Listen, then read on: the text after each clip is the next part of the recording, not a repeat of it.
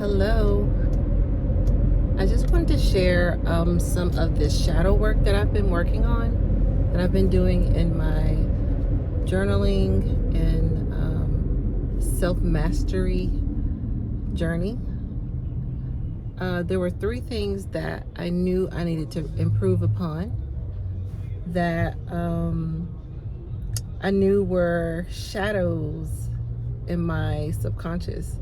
So the three things were, okay, so let me tell you how I come to these three that I wanted to work on.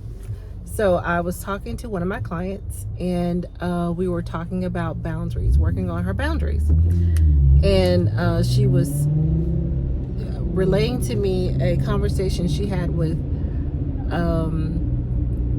a man who was trying, or appeared to be trying, to coax her to express what she would do for him as a person, and or to elicit what kind, how caring are you, or what would you do for me, kind of thing, as if he didn't know that she was a caring person. So all of that to say, her response to that was, I don't need to work on compassion.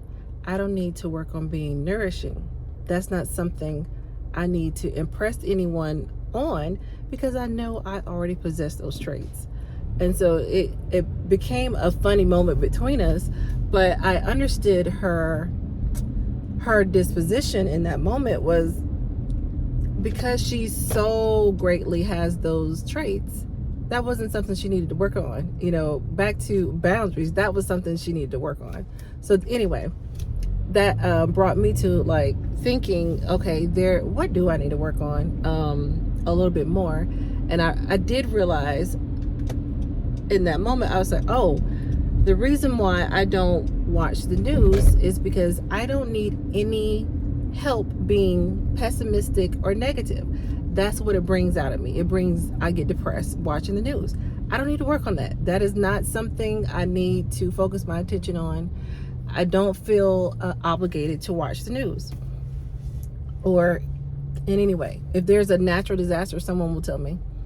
It doesn't have to be me. That's my personal choice. I've been doing this for a long time. I just know that it makes me far too sad than it probably does the average person. So for my mental health, my emotional health, I don't watch the news. So back to what do I need to work on? I picked out three things. I wanted to work on being judgmental, being critical, and being negative, because I don't need any help in those areas as far as cultivating those attributes. They're already there. And so as I was working on the shadow work, I learned more specifically in my own case, really zeroing in, is that when you do your shadow work, you want to,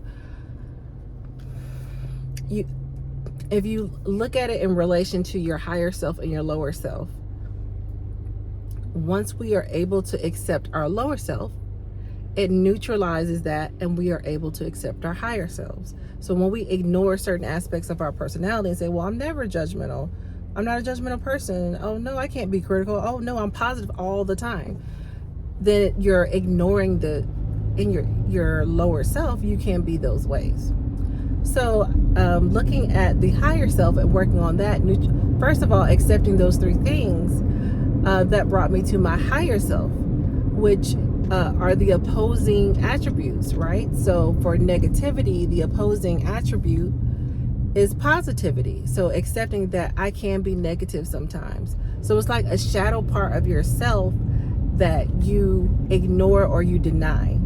And oftentimes those shadow aspects of our personality, when we see them in other people and we're triggered by it, or we're judgmental by it, by those traits, is oftentimes a reflection of our own selves and the things that we are not accepting. So I thought it was very cathartic or very healing for me to really realize that and apply it to myself. So let's continue. So negativity, accepting that I can be a negative person. Okay, I'm not always positive, but in my higher state of being, in my higher self, I am a positive person. So I can be either one.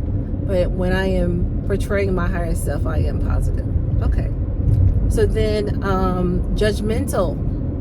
That was one. I was like, oh gosh, I thought I had been working on being judgmental. I just let things be. I try not to observe everything. Sometimes I'm laser focused, like the Terminator, the very first Terminator, when we're, as the audience, we're seeing from his eye, and you can see like a computer, and he's like zeroing on all of these observations and aspects around him, and he's got like a computer screen going down. That's how I am sometimes. I can just notice everything. So I have been working on being judgmental, I promise.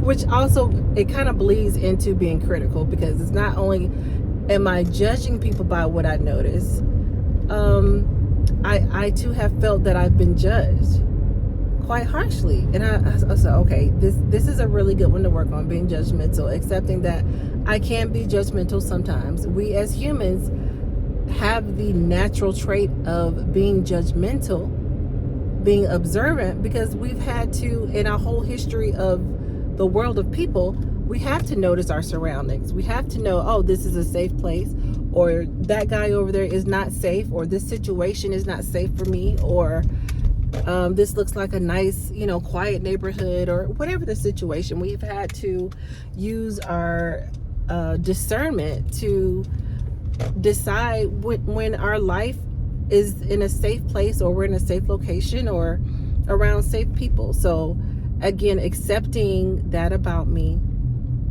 I can be judgmental, and in my higher self, I can be accepting. I was like, oh, okay.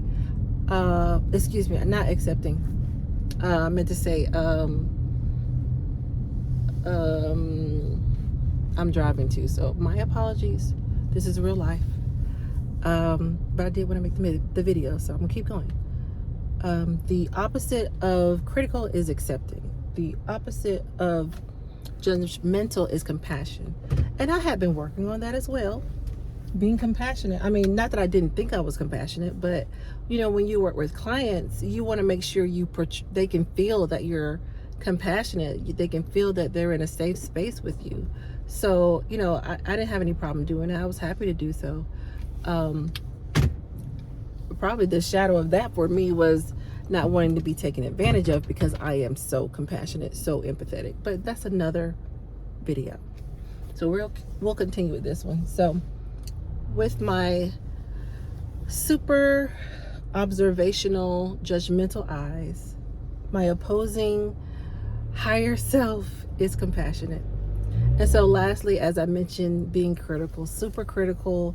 So not just observing, things, but also being critical. Like, oh, you could be, oh, how do I express being critical?